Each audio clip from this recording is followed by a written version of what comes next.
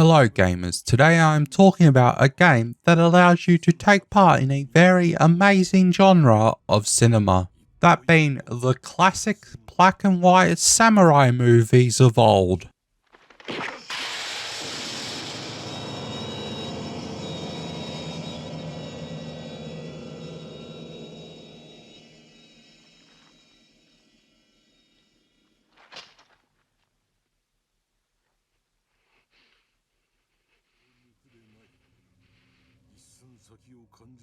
And that game being Trek To Yomi, a semi-side-scroller action game made by a Polish developer called Flying Wild Hog. The game manages to perfectly capture the look of the movies like Seven Samurai. Now, I know that the samurai movies are in black and white because, well, that was the most accessible tech at the time. But they really made that look their own, and Trek To Yomi captures this perfectly. All the way down to the little blemishes on the screen as you play, imitating the effect you would get when watching an old roll of film.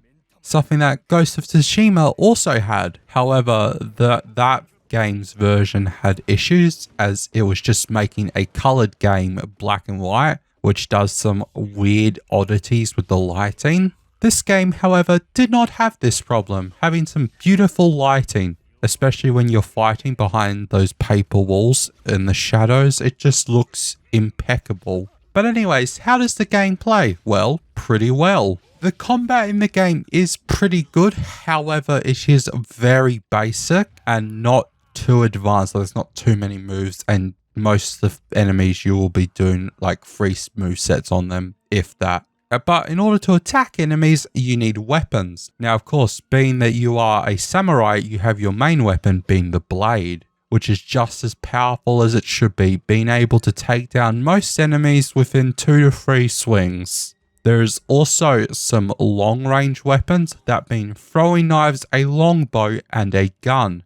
Which, yes, real-life samurai would have had access to and used guns fairly commonly. And also due to the game being a side-scroller and me having horrible field of depth abilities, I may have got caught and stuck on stuff more times than I care to admit. But apart from that, the movement was also very good, with obviously your WASD doing about what you'd expect it to do and space being sprint, which was interesting. Oh, and you can also use the R key to rotate yourself, so you will never have your back turned to your enemies, unless you are me and forget to use it and get killed like many times by being stabbed in the spine over and over again. The story of the game, however, was pretty predictable if you'd seen any classic samurai movie. It's your classic revenge story, which there is nothing wrong with. I mean, that style of storytelling is a classic for a reason. The story has you play as a young boy named Hiroki, who is training to become a samurai under the village master, when the village is attacked by bandits, where Hiroki goes looking for the daughter of his master and love interest throughout the game, which I want to say is pronounced Akio, but I'm not too sure. Also, I'm going to butcher pronunciations for this. I'm horrible at pronunciations, and I'm so sorry to literally everyone. But after you meet up with your master, he is attacked, and you run to his defense. Unable to save his life, but you do ward off the attackers. And whilst on his deathbed, you promise him to protect his daughter. And then time jumps forward many years where you are now the master of the town. And your love interest, Akio, who I believe you are in some form of a relationship with, has a high up position within said village.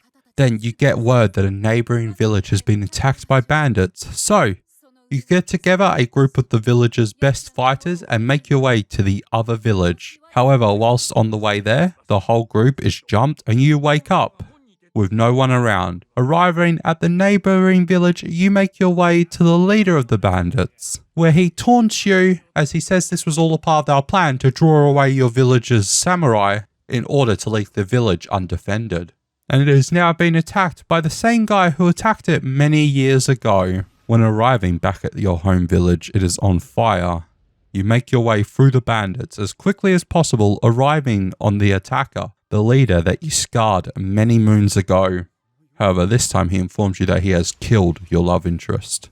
and that seems to distract you just a bit, allowing him to get the upper hand and plunge his sword directly into your chest, sending you to Yomi, the Japanese version of the underworld. During the journey in Yomi, you have to come to terms with all the promises that you are unable to keep whilst alive, unable to save the love of your life, and unable to keep your promise to her father to keep her safe, and unable to keep his village safe. They show up a bunch in boss fights, after defeating the boss, you are confronted with someone from Hiroki's life, giving him three options. 1, to be with Akira in Yomi, the love option. 2, to return to the land of the living and save his village and others, the duty option.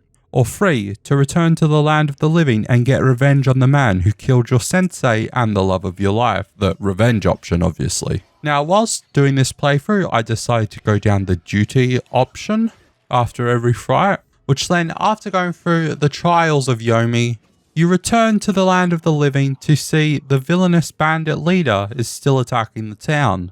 You then proceed to give chase till they meet up on the town dojo perked atop of a hill, when a very epic and hard to fight boss fight happens. I died many times during this battle, to the point where I may have gotten a little bit ragey and just sort of semi-cheesed the fight towards the end.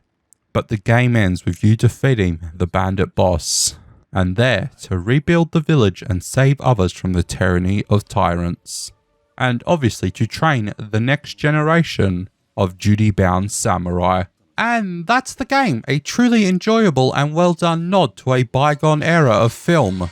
And one of the only downsides I can think of is that this game is very short, taking me about 3 to 4 hours to complete. And the combat does get a bit repetitive within those 4 hours. And of course, the final boss fight, but it's not the game's fault that I suck. But this is another one of those games I would definitely recommend you could check out. Now, unfortunate timing from me with the making of this video, but the game was a part of the August Humble Bundle choice. And well, this video is scheduled to be uploaded September 1st, if not a week after that. But if it's on sale or not, I still reckon it is worth picking up. Anyways, I hope you guys have enjoyed this video. And now, to celebrate completing this game, I'm going to go watch the best samurai movie of all time. The Last Samurai, obviously.